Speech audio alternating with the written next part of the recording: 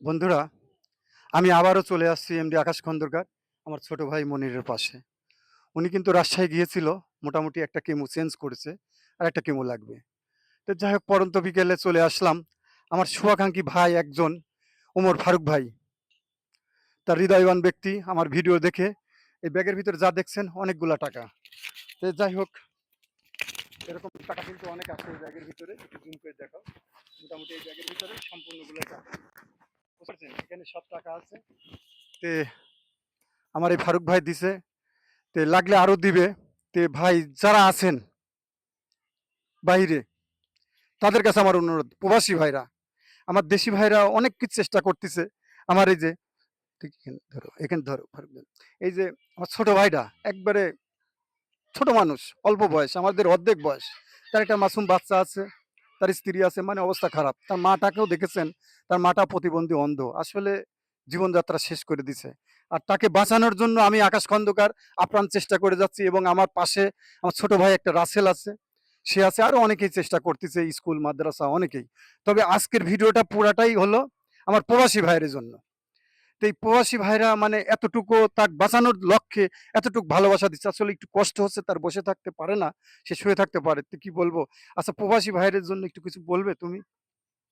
হ্যাঁ, অবশ্যই দেশে এবং দেশের বাইরে যে যেখানে আছে তারা হোক বা আমার শুভাকাঙ্ক্ষী কাছের বা দূরের, আমি সকলের কাছে সাহায্য প্রার্থনা করি এবং সমাজে আমার মতো আরো যদি কেউ বিপদগ্রস্ত, ক্ষতিগ্রস্ত, দুস্থ কোনো রোগী থাকে তাদের পাশে আপনারা দাঁড়ান সে কামনা করি।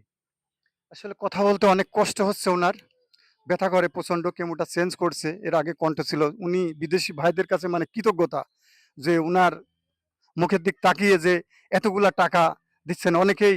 কিন্তু এই দেখেন, আবারও দেখাচ্ছি, এরকম এই ব্যাগে কিন্তু পুরাগুলোই টাকা আছে, বুঝলেন? টাকা আছে, ওনারা দিছে। তে ব্যাপার হলো, আরো সহযোগিতা লাগবে। বিদেশি ভাইরা আমার ভিডিও যত দেখবেন, দেখে এই ছোট ভাইটাকে অন্তত বাঁচানোর লক্ষ্যে, ডাক্তারের সাথে আমরা কথা বলছি, ডাক্তারের রিপোর্ট দেখেছি, মোটামুটি উনাকে বাঁচানো সম্ভব।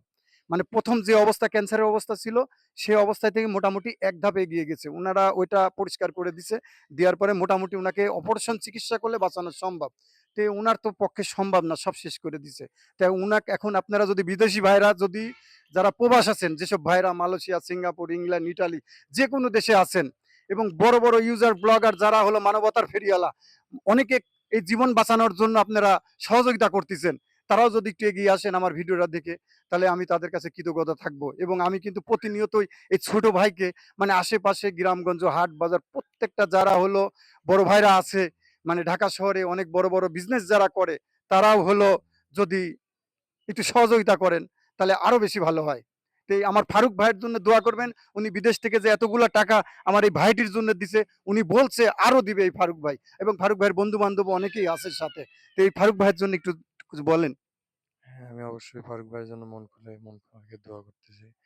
তার সামনের দিনগুলো যেন আরো ভালো হয়। আপনার একটু চারিদিকে একটু ঘুরিয়ে দেখো, এটা বাড়িঘরটা আসলে পরিস্থিতিটা খুবই খারাপ, তার বাড়িঘরের পরিস্থিতি দেখেন, মানে ভয়াবহ পরিস্থিতি। যাই হোক, মানে উনি অনেক কষ্ট করেই বসে আছে আমার সাথে, তারপরেও আমি প্রতিনিয়তই চেষ্টা করতেছি তাকে নিয়ে। চারিদিকে দেখো, পরিস্থিতিটা খুবই খারাপ। দেখেন, বেড়া ঘোড়া কোনো কিছুই নাই, এই পরিস্থিতিতে আছে। যাই হোক, আপনারা একটু যদি সহযোগিতার হাত একটু বাড়িয়ে দেন। ওনার বাড়িটা নেকরহাটা রোডেই, এই যে এখানে একটা মসজিদ আছে, এই মসজিদের পাশেই কিন্তু তার বাড়ি। যাই হোক বন্ধুরা, অনেকক্ষণ ধরে আমার ভিডিওটা দেখেন, আর এই মানবিক কাজটা আমি করি। অবশ্যই বিদেশি ফ্যান ফলোয়ার যারা আছেন, এটি সহযোগিতা বেড়ে দিবেন, এবং আশেপাশে নাটোর, পাবনা জেলা, বড়াইগ্রাম, ঈশ্বরদী থানা যারা হৃদয়বান ব্যক্তি আছেন, অবশ্যই আমার এই ছোট ভাইটার দিকে একটু খেয়াল করে দিবেন। যাই হোক, ভিডিওটা অনেক লং হয়ে যাচ্ছে, তে যাই হোক অত কথা বলবো না।